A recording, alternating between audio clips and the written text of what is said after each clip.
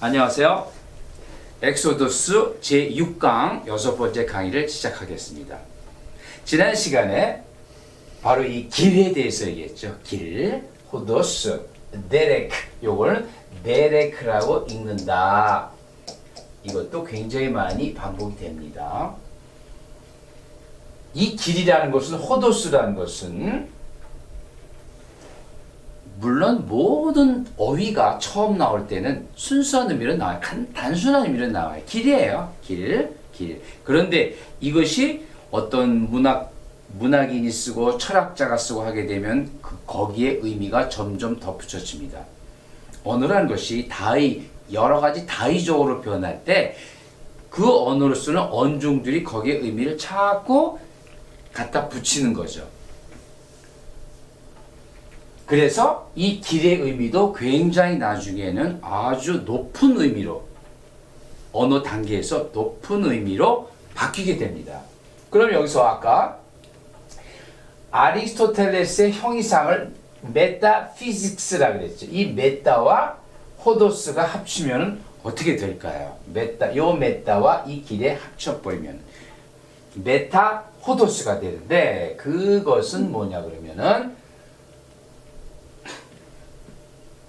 이 호도스의 개념이 굉장히希腊 철학 이후 유럽 철학에서 중요한 개념이 됩니다. 길이라는 거. 사실 우리가 살면서 생명의 길, 무슨 길, 굉장히 중요한 개념이 되겠죠. 호도스의 개념을 한번 살펴보면요. 메타 호도스. 이 글자 그대로예요. 이걸 메타와 호도스. 이걸 합치면 빨리 읽으면 어떻게 될까요? 이 TA와 H가 합쳐가지고 Th가 돼요. Th. 그럼 메토도스가 되겠죠. 이러면 여러분이 이제 알겠죠. 메토도스가 뭐예요? 메토드. 그냥 영어식으로도 메토드 하면 방법이라는 걸로 번역을 하죠. 방법. 그런데 방법이라고 번역을 하게 되면은 이 원래적 의미를 잘 알기가 힘들어요. 무슨 방법이야? 이렇게 되죠. 그런데 글자 그대로는 뭐냐? 어떤 이 길이라는 개념을 정확하게 알아야 돼요. 그냥 길에서. 그래서 그리스어의 호도스는 일반적 길이에요. 모든 어휘는 그렇게 출발합니다. 그런데 점차 말과 마차가 다니는 큰 길, 은 무슨 의미냐 그러면은 거기에 전투 병력이 움직일 수 있다는 얘기예요. 전투 병력이 움직이는 굉장히 핵심적인 길이죠. 그리스 사회나 로마 사회는 길 닦는 걸로 굉장히 유명하죠. 왜 길 닦아야 되느냐? 저 멀리 가야 되는데 군대가 이동하고 뒤에 또 그 군대를 지원하는 지원부대, 뭐 양식이라든가 보조, 칼, 창 같은 부대가 또 가야 되겠죠. 길이 굉장히 중요한 개념이에요. 그래서 마차가 다니는 큰 길에서 그 다음에 또 어떠한 의미로 또 전개되냐면 델피 신전. 사실은 기독교에서 볼 때는 그게 우상이죠. 델피 신전으로 가는 성스러운 길이 돼요. 비아 사크레라 그러는데 이 성스러운 길이 돼버려요. 델피 신전으로 가는 그 길이 굉장히 하나가 있었겠죠. 그 길을 호도스라고 부르는 거예요. 그러니까 이 호도스가 어떻게 그냥 길에서 굉장히 이제 성스러운 길도 나타나게 되죠. 그럼 다른 길은 뭐냐? 다른 길도 있어요. 뭐 아트라포스니 겔류토스니 이런 다른 길도 있는데 이런 단어들은 성경에 안 나오니까 우리가 관심 바뀌고 이 호도스의 길. 왜냐하면 이 강의의 제목이 엑소더스. 길을 떠나다죠. 길을 떠나다. 하나님의 명령에서 길을 떠나다. 그건 죄에서 떠나다. 그런 개념일 텐데요. 이 호도스의 개념이 그런 식으로 그리스에서 전개가 됩니다. 일반적인 길, 마차 다니는 길, 우상, 델피 신전으로 가는 성스러운 길, 그래서 목적으로 인도하는 길. 호도스 자체가 목적으로 인도하는 어떤 체계를 얘기하는 거예요. 체계. 호도스 자체가 그래요. 근데 이때 메타는 앞에 메타피지컬 때는 이때 메타는 뒤에서라는 뜻이에요. 피지크 다음에라는 뒤에서라는 뜻이고 이것이 메타호도스 할 때 격이 달라져요. 소유격이냐 대격이냐 이 차이인데 여러분은 그런 걸 알 필요 없으시고 이때는 격이 달라져 가지고 저 때는 함께 그런 뜻이에요. 메타호도스는 길과 더불어 길과 함께 이 목적으로 인도하는 길, 성스러운 길, 목적으로 인도하는 길과 함께 이것이 바로 서양 철학의 합리론을 얘기하는 거죠. 합리론을 얘기하는데요. 이 메토드를 철학 제목으로 한 프랑스 철학자가 있었어요. 르네 데카르트죠. 이거는 뭐 명중적이다, 필연적이다 이런 얘기를 많이 하죠. 굉장히 어려운 단어를 쓰는데요. 그래가지고 결국 이 방법 소설에서 뭐를 얘기하면 cogito ergo sum, I think, therefore I am. 나는 생각한다. 고로 존재한다. 그게 뭐죠? 명중성, 필연성 뭐 그런 거겠죠. 합리성 그런 거겠죠. 그런데 그 어휘들이 전부 다 메토드 안에 들어가 있어요. 메타호도스 안에 다 들어가 있는 거죠. 합리적인 길을 따라서 이 길이 어떻게 되냐면은 그 당시에 로마 그리스 사회에서는 이 길이 합리적이지만 가장 안전하고 생명을 보존할 수 있는 길이에요. 산길, 이 길을 넘어서 산길을 가면 강도가 굉장히 많겠죠. 그 당시에 이제 그런 의미가 되는 거죠. 그러면은 이 메소드라는 건 뭐냐? 바르게 판단하고 참을 거짓과 구별하는 능력, 이성. 근데 여러분, 바르게 판단하다. 이것이 바로 바르게 판단하다. 이게 성경에서 가장 중요한 게 미슈파트예요. 미슈파트. 이거 다음 강의에 다 이게 설명이 됩니다. 그래서 지금 이걸 하는 거예요. 미슈파트. 이렇게 쓰게 되면 좀 어려우니까 미슈파트. 이건데 이거는 다음에 얘기를 하기로 하고 미슈파트는 올바른 판단이에요. 여기서 지금 바르게 판단 똑같습니다. 참을 거짓과 구별하는 거 뭐예요? 하나님과 가짜를 사탄을 구별하는 거. 참 뭐죠? 참 이거 전부 구약, 성경, 신약을 통해서 성경에서 가장 강조하는 내용들이에요. 그런 능력, 그게 이성. 이성은 뭐죠? 로고스죠. 그러니까 예수 그리스도와 구약과 신약 아니더라도 히랍 철학자들은 굉장히 존재에 대해서 고민을 많이 했던 것 같아요. 웬 인간이 죽으니까 죽음 때문에 철학이 나오는 거죠. 죽음이 없다 그러면 철학이 있었을까요? 저는 아마 힘들었을 거라고 생각해요. 인간이 죽으니까, 인간이 늙고 병들고 죽으니까 그게 슬프니까 어떻게 될 것을 이기기 위해서 철학이 있어야 되기 때문에 그럼 왜 인간은 죽을까? 죽지 않는 존재는 없을까? 이렇게 생각을 당연히 하는 거죠. 이거 굳이 신학 철학 아니더라도 누구나 생각할 수 있는 거예요. 아, 왜 인간은 죽지? 왜 아프지? 그럼 안 아픈 사람 없어? 이런 생각을 왜 안 할까요?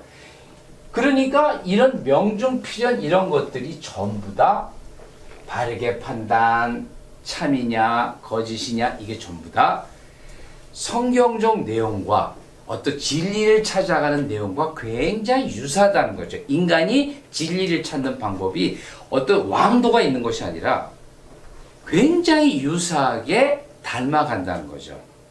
이런 것들을 사도들과 특히 누가 같은 히랍 지식인이 몰랐을 리가 없다는 거죠. 다 알고 있었어요. 그리고 그것이 성경에서 말하는 게 뭐냐? 너희들이 그렇게 찾던 것들이 그렇게 로고스, 진리, 참, 바른 판단, 정의 그것이 바로 사도들은 뭐라 그럴까요? 예수다라고 얘기하는 거죠. 마지막으로 이제 신학 철학에 대해서 이제 거의 이제 끝에 왔어요. 아리스토텔의 윤리학은 행복, 유티키아. 히랍에서는 윤리니 행복이니 이런 거 굉장히 중요한 개념이 돼요.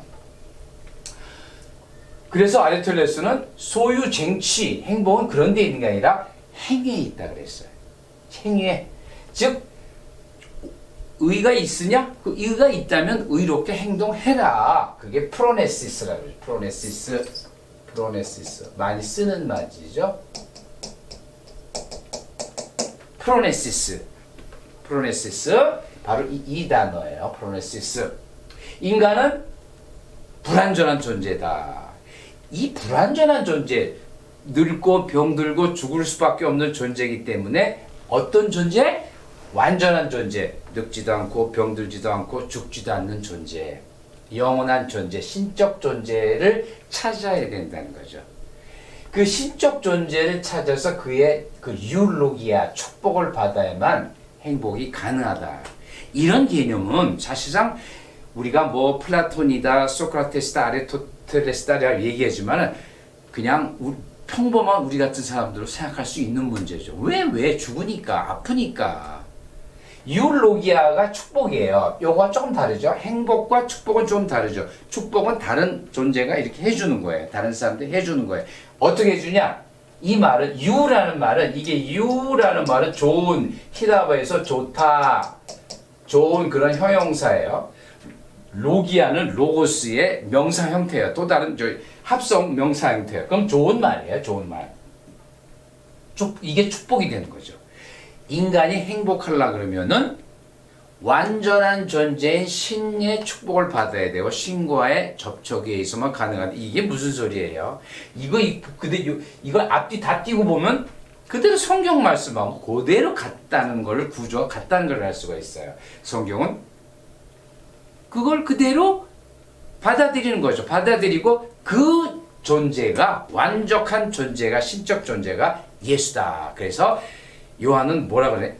아르케 홀 로고스라고 관사를 붙여요. 물론 로고스에 관사를 붙여가지고 태초에 말씀이 있었나니 우리는 이렇게 번역을 하는데 좀 다르게 번역하면 만물의 근원에 the God 그 말씀이 있었나니 그 신이 있었나니 라고 중의적으로 써놨어요. 그 신은 누굴까요? 이거 헬라어로 썼죠? 헬라 너희들이 그렇게 찾던 그 영원한 존재, 완벽한 존재, the God, 호로고스, 그 신이 있었나니 이렇게도 사실은 번역이 될 수 있게 썼어요. 이 아르케란 말은 이 그리스 플라톤, 아리스토텔 이전에도 벌써 다 썼다 그래요. 저도 이거 다 그리스 철학 전문가들이 쓴 책을 보고 하는 거니까 탈레스도 글 썼고 호메로스도 이 근원을 썼는데 호메로스는 이제 게네시스라고 썼대요. 게네시스 만물 게네시스 뭐죠? 창세기를 우리가 뭐라고 할까요? 게네시스라 그러죠. 유대인들이 붙인 이름이 아니에요. 유대인들이 이름 안 붙여요. 그 얘기도 아마 다음에 나올 것 같습니다. 이 아르케 개념, 근원 개념, 만물의 근원에 뭐가 있을까? 이게 시랍 철학에서 가장 처음에 주요한 주제였죠. 이것을 찾기 위해서 수백 년 동안 노력했던 거예요. 탈레스, 아리스토텔레스까지 노력을 했는데 찾았나요?